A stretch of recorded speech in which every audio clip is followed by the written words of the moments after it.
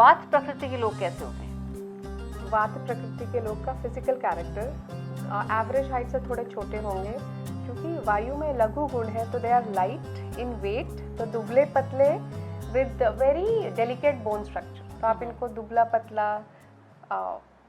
सुकुमार तो नहीं पर दिखने में कमजोर लगते हैं। होते हैं क्या कमजोर लेकिन? हाँ। अच्छा, ओके। इनकी इम्यूनिटी कम होती है। अच्छा। स्किन थोड़ी सी ड्राई होगी, पतली होगी, आपको उनके पोर्स नहीं दिखाई देंगे पर डल होगी। बाल ब्रिटल होंगे और ड्राई होंगे और उसमें स्प्लिट एंड्स होने की संभावना बहुत ज़्यादा होती है। आईज भी थोड़ी ड्राई लगती हैं, दांत थोड़े टेढ़े होते हैं, लिप्स पतले होते हैं। That is there structure and overall दुबले पतले। ये टेढ़े मेढ़े दांतों का क्या कारण हो सकता है? वायु में एक चल गुण होता है, there is a lot of movement, तो अलाइनमेंट ठीक नहीं होती है कई बार। मतलब there's beauty in the imperfection. Yes, if you can put it. imperfection is always beautiful. तो ये मतलब अंदर के सिस्टम सब ठीक होते हैं या नहीं होते? हाँ, लेट्स कम टू डाइजेशन। तो इनका सब कुछ इरेगुलर होता है, कभी बहुत भूख लगेगी, कभी बिल्कुल भूख नहीं लगेगी, कभी पेट बिल्कुल साफ हो जाएगा, कभी 2-2 दिन साफ नहीं होगा, पेट फूला हुआ लगता है, गैसेस की प्रॉब्लम इनको बहुत होती है। सो इस तरह का इनका डाइजेस्टिव डिसऑर्डर रहता है। लेकिन जब इनका ये डाइजेस्टिव डिसऑर्डर है और बट बाय नेचर कैसे होते हैं? जैसे कि हमने देखा कि जो कफ वाले होते हैं बड़े लेथार्जिक से होते हैं, तो क्या हम कहें कि वात वाले फिर क्योंकि चंचल होते हैं तो ये इनमें एक्शन ओरिएंटेड होंगे बहुत? चंचल इज अ वर्ड। ओह, बहुत चंचल होते हैं, तो हर चीज़ में चंचल है। एवरीथिंग शुड बी क्विक, खाना फटाफट खाना है, चलना फटाफट करना है, दौड़ना फटाफट है। देयर इज नथिंग विच जिसमें आराम से स्टेबिलिटी हो। एवरीथिंग इज खट खट खट खट खट, lot of movement. There is a lot of movement in there. बोलना बहुत जल्दी जल्दी बोलेंगे, बहुत जल्दी सोचेंगे और जो सोचेंगे वो थोड़ी देर बाद भूल जाएंगे। ग्रास्पिंग बहुत अच्छी है बट मेमोरी अच्छी नहीं है, तो ग्रास्प तो कर लिया पर रिटेन नहीं कर पाते, तो शॉर्ट टर्म मेमोरी होती है इनकी। और इरिटेशन बहुत होता है। चूंकि ये बहुत चंचल होते हैं, ये चीयरफुल भी बहुत होते हैं। They our life of party, बोल सबसे बात करेंगे, पर दोस्त बहुत कम होते हैं इनके, बिकॉज ये रिलेशनशिप मेंटेन नहीं कर पाते हैं, इरिटेट जल्दी हो जाते हैं। और ये एक चीज़ शुरू बहुत जल्दी करते हैं कि मुझे ये करना है करना है करना है, पर एंथुजियाज्म उसी स्पीड में, उसी चंचलता से नीचे चला जाता है। तो ये बनाएंगे कि आज हम पार्टी करेंगे या हम 2 दिन बाद घूमने जाएंगे, 2 दिन बाद इन्हें ही याद नहीं रहेगा कि इनको कहीं जाना था। तो ये इनका टोटल मेंटल डिज़ाइन है। You just mentioned in the previous episode जब हमने क्लोजिंग की थी कि वात प्रधान लोग ज़्यादा हैं, तो क्या इसीलिए आजकल इतने सारे चंचल लोग मिलते रहते हैं? हर कोई पार्टियां कर रहा है, हर कोई नई नई चीज़ें सोच रहा है एक सेकंड में और नहीं हो पा रही। Is that what is it? So why people are water dominant could be, क्योंकि प्रकृति तब बनती है जब आपका स्पर्म ओवम यूनाइट होते हैं, उसके बाद कंसेप्शन होता है, उसके बाद माँ का आहार विहार और थॉट्स अगर वो एग्रेसिव रहे, माँ काम कर रही है, बड़ी चिंताजनक अवस्था में है, हमेशा परेशान रहती है, तो चांसेस है कि वो आपके बच्चे में रिफ्लेक्ट करता है और वायु की प्रधानता हो जाती है। बहुत रुक्ष आहार खाया, बहुत ड्राई खाना खा रही हैं, सिर्फ टोस्ट पे ज़िंदगी जी रही है, तो उसका असर पड़ता है बच्चे पे, एंड इसलिए वाटर डोमिनेंस मुझे दिखने लगा है ज़्यादा। तो वात डोमिनेंस ये जो लोग हैं ये जनरली किस तरह के होते हैं in terms of their working pattern and everything? Irregular, everything is लघु और चल और थोड़ा ड्राई। अच्छा, इनका बड़ा क्यूट है, ये हर चीज़ करते हैं, बहुत जल्दी इनको प्यार हो जाता है, बहुत जल्दी इनको गुस्सा आ जाता है, और जिस स्पीड में प्यार करते हैं उसी स्पीड में अलग भी हो जाते हैं। तो there is no stability, stable factor goes missing in this. इस सबको सुन के शादी विवाह मत डिसाइड करना, ये बेसिक कैरेक्टर्स है, ये प्रधानता है, पर उसको कोई स्टेबल पार्टनर मिल जाए तो वो स्टेबल हो सकते हैं। हो सकते हैं, नहीं प्रवृत्ति बदल सकती है, प्रकृति नहीं। ओह वंडरफुल। इनको क्या खाना चाहिए?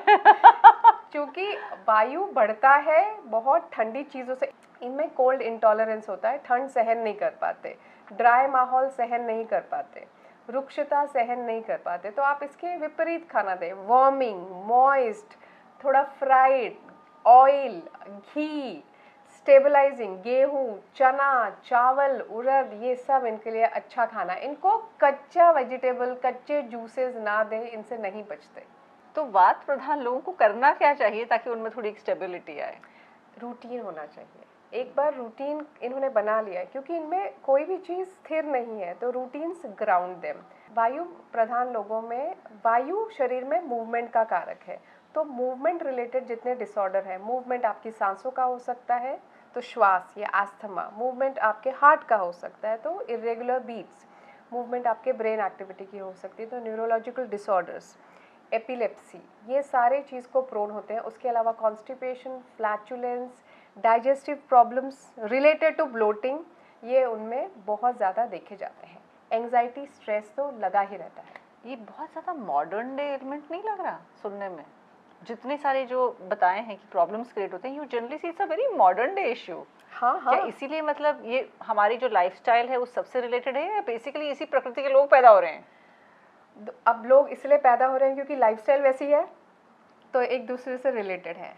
कभी माँ ने वैसी लाइफस्टाइल रखी, बच्चा वैसा हुआ, उसको अभी वही चीज़ें इरिटेट कर रही हैं, तो लाइफस्टाइल में वायु प्रधानता ज़्यादा है, तो बंदा जिसको वात प्रधानता है उसको काफ़ी सारी ऐसी प्रॉब्लम्स दिखेंगी। It is very common. How do you deal with such patients? इनकी क्या दवा, इनको कोई रेगुलर मेडिकेशन होनी चाहिए या कैसे होगा?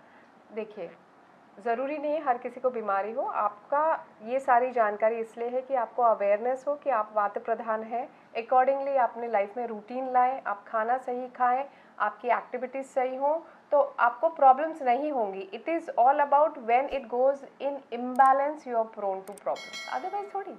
सो what is the sexual and reproductive health like? Again, inconsistent. At times they will indulge in a lot, at times they will be nothing.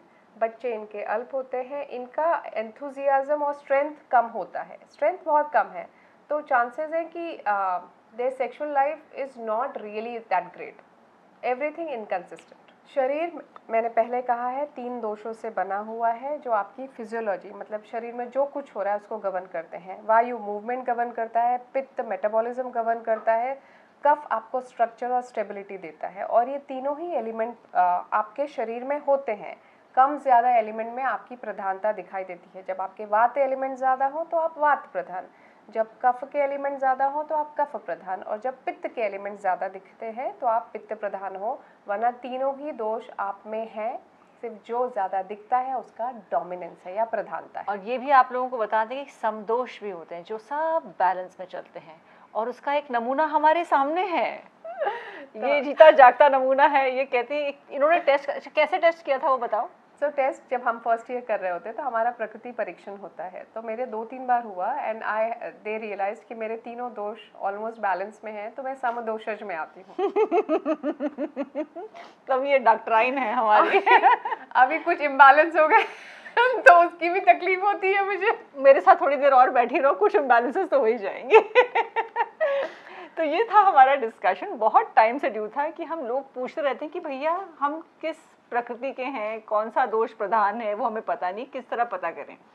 तो ये एक मोटा मोटी हमने आपको एक आइडिया दिया है कि इस तरह के लोग होते हैं, ये हमारे इश्यूज होते हैं, ताकि हम अपनी जो लाइफ में डे टू डे लाइफ को किस तरह अपने आप को मैनेज कर सकते हैं, अपने खाने के ज़रिए, मेंटल प्रिपरेशन के ज़रिए, हम रूटीन्स के ज़रिए, तो we can have a more balanced and healthy life. प्रकृति समझना बहुत ज़रूरी है, बिकॉज वो आपकी अंडरस्टैंडिंग के लिए, अवेयरनेस के लिए बहुत अच्छी होती है। आप उससे अपनी आहार बदल सकते हैं, लाइफस्टाइल में चेंजेस कर सकते हैं, पर अगर आपको कोई बीमारी हो गई है तो आप उसके लिए डॉक्टर के पास जाएं और उससे समझें कि आपकी प्रकृति क्या है। वो आपको ज़्यादा अच्छी तरह समझा सकते हैं और आपको गाइड कर सकते हैं about how to treat your elements if you have any. बाकी आपको हमारी बातें अच्छे लगे तो लाइक, शेयर और सब्सक्राइब कीजिए। आप कोई सवाल करना चाहते हैं तो आप हमें chitchatrajlavi@gmail.com पे लिख सकते हैं। आप कमेंट सेक्शन में भी रख सकते हैं, हम आपके सवालों का ज़रूर जवाब देंगे। मैं उम्मीद करती हूँ कि आपको जो ये 3 एपिसोड्स में हमने 3 कैरेक्टरिस्टिक्स डिस्कस किए हैं, आपको ये अच्छे लगे। आप ज़रूर लिख भेजिएगा।